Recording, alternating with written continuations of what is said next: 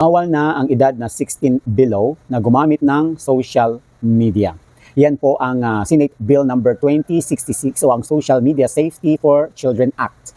Yan po ang inihain upang ipagbawal ang paggamit ng social media ng mga batang wala pang 16 years old bilang proteksyon laban sa mga panganib online.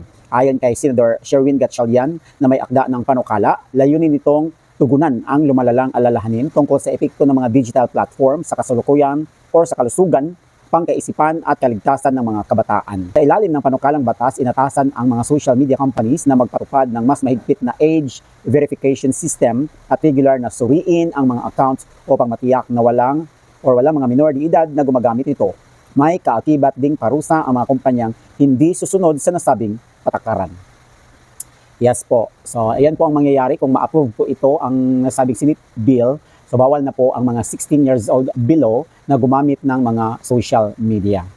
Ang tanong ko, paano nila yon ma-verify? Na mayroon namang iba dyan na pwede naman nilang dayain ang kanilang edad. So, pwera na lang siguro kung maghingi ng ID. Yan siguro ang pinaka-importante. Pero kung wala, pwede namang dayain, di ba? Ang dami kayang mga minor de edad ngayon na gumagamit ng mga social media na dinadaya nila ang kanilang mga edad. Yun naman talaga nangyari sa Facebook, di ba? Pag below 16 ka, hindi ka pa legal age, hindi ka pwede na gumamit ng mga social media. Pero meron pa rin makakagamit dahil nga dinadaya nila ang edad. O sana maayos ito at plansya ang nasabing panukala para naman walang makalusot, di ba?